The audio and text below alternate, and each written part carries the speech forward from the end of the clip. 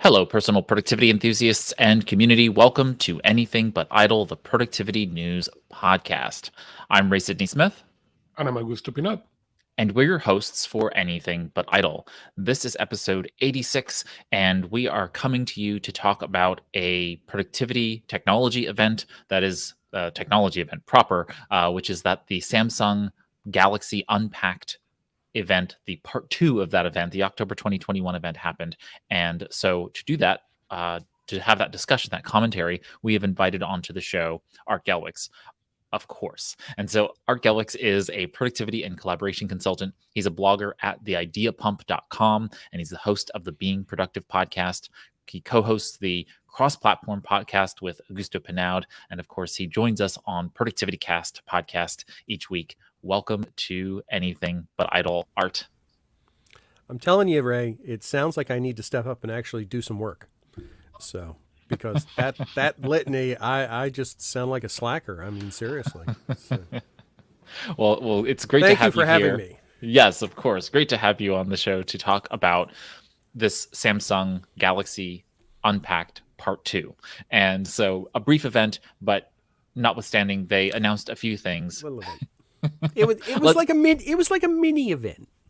Yeah, exactly. So let's get into kind of the primary thing they announced was the Samsung Galaxy Z Flip 3, the bespoke edition, a favorite word of mine, bespoke. And so tell us a little bit about what you thought about the bespoke edition of the Z Flip 3. The whole package of the event was all about personalization. Not only was the Flip 3 talked about for bespoke, and I want to dig into that, but also the Galaxy Watch has a bespoke option now.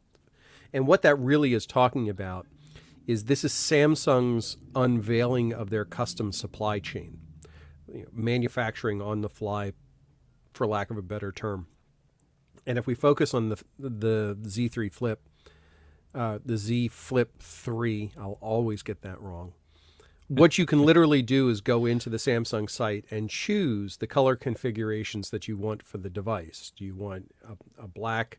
Do you want a gray? Do you want a yellow? Do you want a salmon color? I forget the exact color combinations they have. But you can pick and choose them, and then they will build the device to your spec for that. It doesn't change the internals. You don't get to choose a better camera or a bigger battery. It's all about the look of the device. But being able to do that, one, is a nice feature. It's very much targeted for the ownership. And you could see from the beginning of this mini event, and I'm going to keep calling it a mini event because it only lasted about 23 minutes. From the very beginning, it was about ownership of the device. This is my device. This is my world.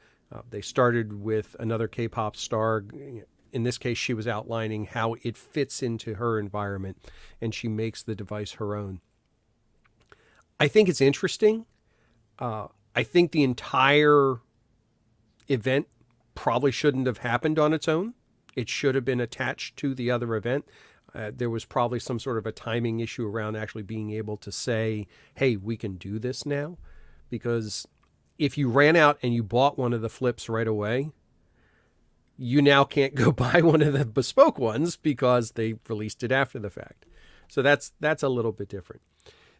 Aside from that, though, it doesn't really change the space so much. They didn't talk about a fold bespoke option. It's only the Flip that they talked about, and the Galaxy Watch having a bespoke option, which I actually think is a little bit more intriguing, getting that custom watch configuration, because while personalizing the phone is one thing, personalizing the watch is a whole different conversation, because it is very much closer to your person. And in most cases, the phone is going to have a case on it. Phone cases for a phone having a case. Well, it makes it tough. What's the upside? There were two things. You mentioned something really interesting. This may be the first steps into customizing that phone that maybe later will allow Samsung to say, okay, update the camera, start with, same as a laptop. Start with a 499 model and upgrade the casing, upgrade the camera, upgrade this and that, and make your custom phone. Mm-hmm. The disappointment for me was when they show the cost. Oh, this is cool, and because then you can, instead of buying a case, replace these plates as they get scratched or whatever, thinking they were replaceable. I didn't understood until later that no, you need to pick the color and that's it. I thought you were be able to change them. So say buy blues and black and yellow, Mm-hmm. and then put whatever color you mood that morning. That's what I understood originally. Then was what I said, oh no. You pick colors and that's what it is. Still, I agree with you. I don't know why they felt that they needed to have a 20-minute event this week. But that was really, really interesting. And There, seeing them starting to offer the same customization level that you may have in a laptop, or eventually Mhm. you will get to that, will be really, really interesting game for Samsung.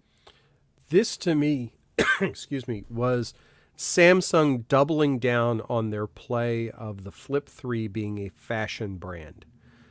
They're really going hard into the fact that the Flip 3 is a phone to be seen, more so even to be used. I mean, it's definitely one of those eye-catching things. And having purchased one very recently for my daughter and looking at it and working with it a little bit, just in the few seconds I had it in my hand before she snatched it away from me, when it's folded closed and you see somebody with one of those folded closed phones, you know exactly what phone it is. It's not a black slab of glass. So changing the color design of it really doesn't matter all that much. You can truly make it whatever you want. There are very few brand colors that are tied to phone manufacturers that you go, yep, that's that phone because, or that manufacturer because it's that color. One of the things that intrigued me though a little bit, and this came after watching the Google event and then watching the Samsung event, and we'll talk about this later on when we talk about Google. Google's going hard on their design with their camera bar across the back. Nice. There are a lot of the configurations of the Flip 3 color combination that if you do the color combinations, it looks like a Google phone from the back. It has that same black bar. Now, it's not tied to the camera. It's just how the colors lay out. But to me, thinking about it from a branding perspective, that almost creates confusion because now which one is it? Is it a Flip? Is it a Google? But as soon as you fold the thing in half, you know. So they're definitely going double down on this whole idea of this being a fashion brand as part of this. And they talked about too being able to customize the cases and having custom cases and just tying that whole ecosystem in. And what intrigued me a little bit is they dovetailed it with UI 4.0 and the customizability of UI 4.0. So what we've seen across the board in every product they've released so far this year is this presence of, even though you're in our ecosystem, these are still your devices. We're not making the decisions for you as to what they should look like. And they're going after name brands. Kitsume is the fashion brand that they tied to. They're already tied to, I can't remember the watch one. But they're really starting to make that push. So while I think there's definitely a plan behind it, it wasn't targeted at a big audience. There was a specific group to tie for. I was really interested to kind of read through the various pieces of what they talked about and why they made these particular choices in terms of customization and using a design house like Kitsune to like kind of broadcast an event. So this comes with the Galaxy Watch 4 and the Buds 2. Those are the two that are of the Maison Kitsune brand. And so very interesting choice there. I don't know enough about that particular design house, but clearly that's a fashion house, and they wanted to make sure that they were broadcasting that message to them and showing that they could do this with other fashion houses, right? And so, I'm sure they've got their eyes on Michael Kors and on Louis Vuitton and others that would otherwise recognize, oh, that's right, we could do this too. Whereas Google, kind of had Fossil jump on board and do a level of smartwatch development there. This is kind of the direction in which Samsung is going, saying you don't have to do all the hard work. We can actually help broadcast your brand without all of that, icky, getting your hands mired in the OEM space. And I feel like this is a good step for them. From a deep marketing perspective, it does make a lot of sense to me that they are going after these types of name brand relationships that may not move a huge amount of product because it's tied to it. I don't know how many Kitsune branded phones they're actually going to release or earbuds they're going to sell. But the fact is that the people who will be buying those are your influencers, and the influencers have the exposure on the Instagram and TikTok and all the other various places. And that's what Samsung wants. Samsung wants their products to be the most highly visible ones out there, because you don't go through the effort of customizing a manufacturing and supply chain for your end users to be able to define what their products are going to look like, unless you're really buying into this idea that you will sell more based on the ones that you sell to a select audience. And so far, the Flip has been their big winner. I mean, the Fold's been popular, no question about it, but the Flip has been the one that everybody has talked about and everybody is driving around. And like I said, having held it in my hand and holding it up next to a Note 20 Ultra, and when it's open, it's the same size, you're talking about a device now that even I'm looking at it going, this has a lot of potential growth opportunities for it. So I was very intrigued by their approach for doing this. Again, I wish this had been part of the previous event, though. I'm sure there was some logistical reason why they couldn't do it, but this really would have catalyzed it that much more. It would have made it that much of more of a showcase thing. Yeah, and I was just looking on their website, the Maison Kitsune brand, and it's a French-Japanese music label and fashion apparel brand. And so very, very unique and interesting play for Samsung there. Also released a series of new features on the Samsung Galaxy Watch 4. And so they brought a few new things. What did they bring to the table, Art? I know of at least, and I've only been catching this after the fact because I didn't really see these during the presentation. They weren't called out as heavily as I would have hoped. But aside from being able to go in and do a bespoke watch, pick and choose your display or your casing and your watch band setup, which personally I think is really nice because these new watches have a slightly different band configuration than the old ones. They actually have this almost quarter moon shape at the top. So you really want to get the Samsung bands if you want to carry forward that aesthetic. But that said, they're also releasing 4 new watch faces right away that have different health configurations and things like that. Beyond that, I don't know if they announced anything else that was coming out, but I know they have been doing several updates as of late. Yeah, so the features are the Info Brick watch face, which basically pulls together heart rate and stress to daily activity status. And then you can also have a basic dashboard, which is just basically a bunch of numbers, battery life, date, other kinds of things like that, steps you've taken. There's a weather center, and there's also a live wallpaper, which you can change among various different kind of moving things. It's akin to what I have on the Pixel, which you kind of have this live wallpaper that's kind of moving and morphing as you move the phone around, which is really nice. Yeah, no, I think it went a really nice on showing customization and show the possibilities. So I'm very curious to see specifically around the watch faces, because watch faces have such an impact on the battery life on the devices. The first 3 watch faces they're releasing, pretty standard. they shouldn't have much of an impact. That live wallpaper one, I can only imagine is going to be a battery suck.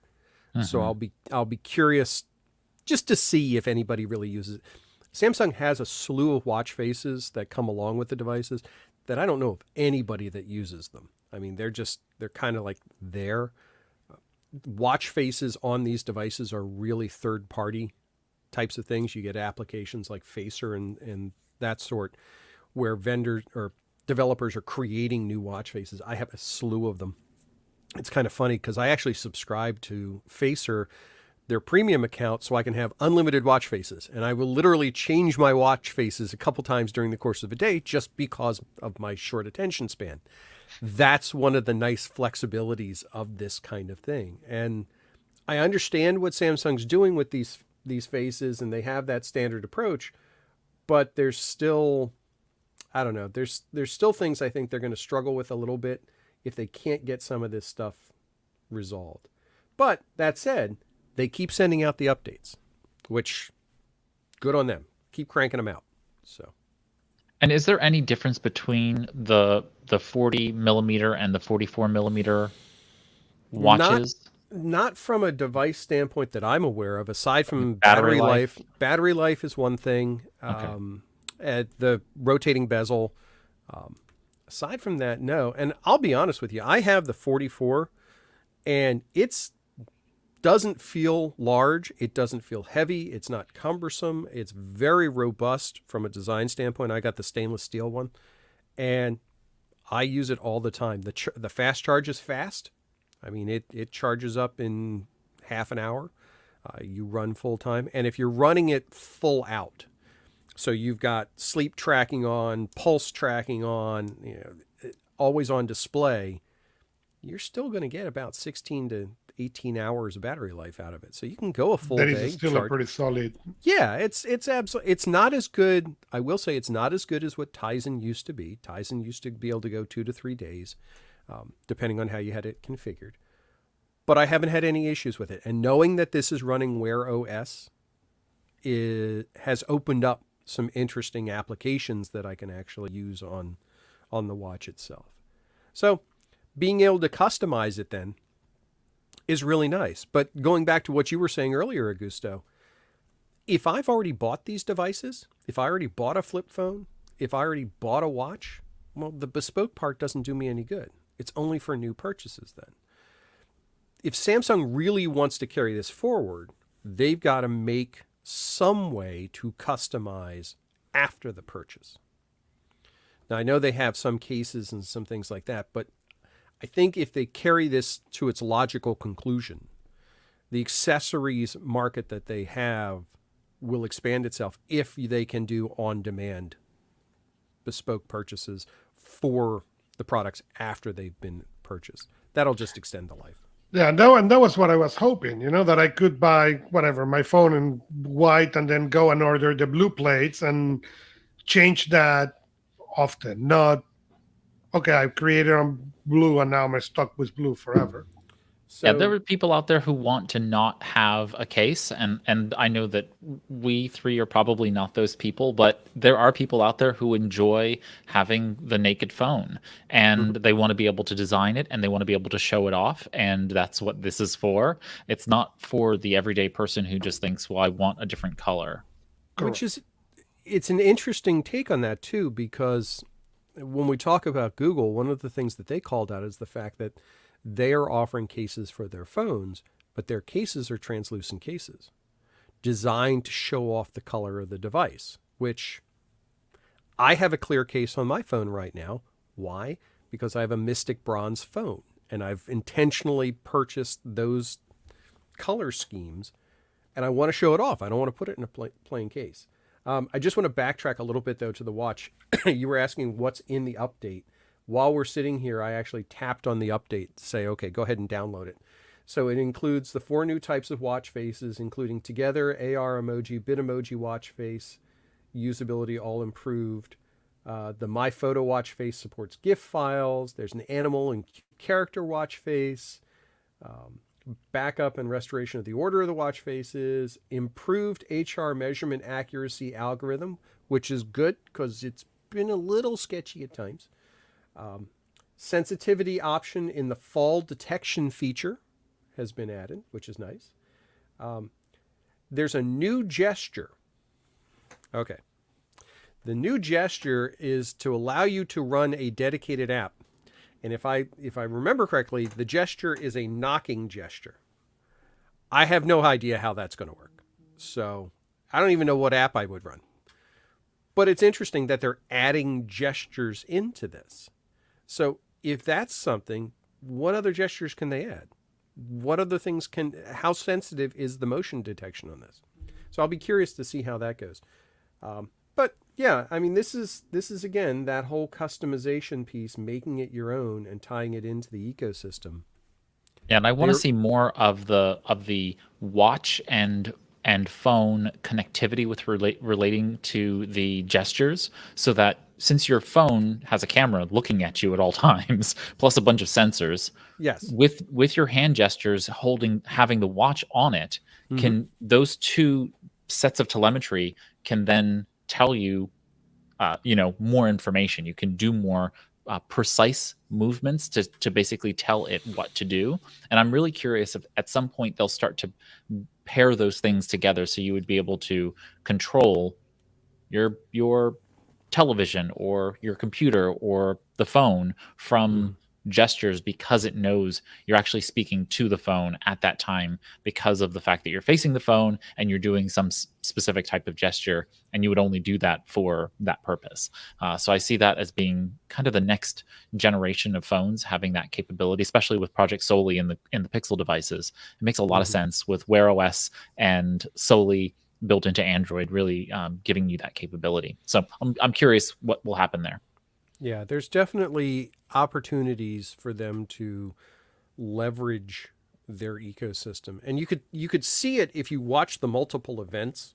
And we'll dig into this on cross-platform. There is this approach now of not only tying into the ecosystem itself, but building on other ecosystem concepts. So, for example, Google really doesn't have an ecosystem. They got stuff. They've got a lot of stuff. But what they don't have is the next layer that Samsung has, which is the customization of the UI interface. They're bringing that to the forebear with Android 12, but that layer builds on that. It's the same approach that Apple has always done for years and years, building those layers on. So when I look at things like Samsung's releases in this mini release, it just fits into this equation. It just fits into this. If I'm going to put the money into this ecosystem, what's all the stuff you can give me back? What are all the things and the advantages I get out of it? And these are all parts and pieces with this. And it goes into the whole One UI 4.0 piece of it, how that expands into this. And you said something important. I think Samsung has been really trying to replicate that experience that you get in Apple. Integrate your tablet with your phone, with your computer, with your laptop, so that way you can move information and things from one to the other, the same way you do it on the Apple products. And I think that's something really, really nice that Google should be able to do, but it's not doing currently. Oh, there's no question that there's a much tighter integration between their products. Samsung has continued to progress down that path, and I think we will still continue to see that even more and more. The other thing that I find interesting, though, is again we're starting to get a lot of, I want to say, partnership overlaps. And this wasn't a Samsung thing, but Google went in deep on the fact that they have a Snapchat partnership. But there was a Google Samsung ad I saw over the weekend. And I'm like, that's interesting. They're getting ready to launch Google phones, but yet they've got this big ad about how Google and Samsung work together on Samsung devices. So there's a lot of co-opetition, for lack of a better name, that's going on within the industry. And we've been at peak device for the longest time. And I have this kind of feeling that maybe we've taken a step over that line.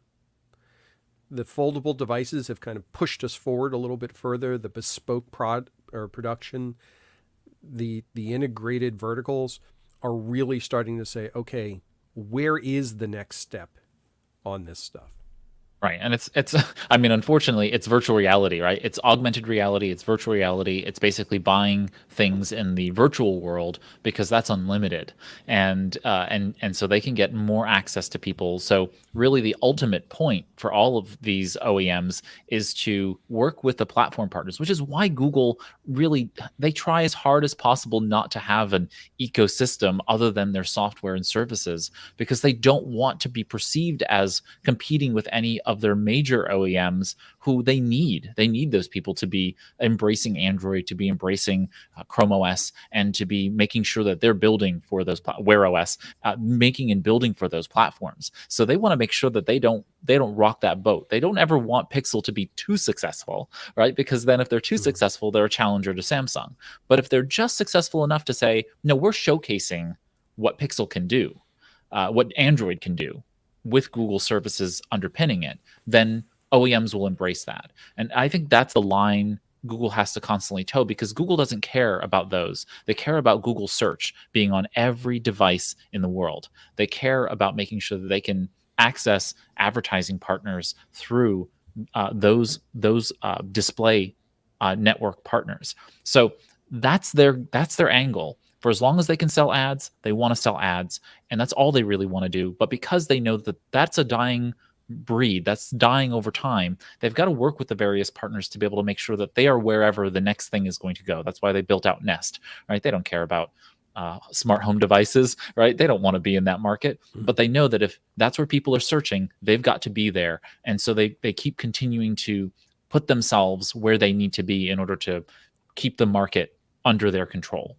And that sounds a little more strong than it really is, but that is the reality, right? They want to make sure that they have some level of persuasion and control over the market in which they serve. So, I find it to be, just interesting to watch how Google plays certain angles because they need to be places.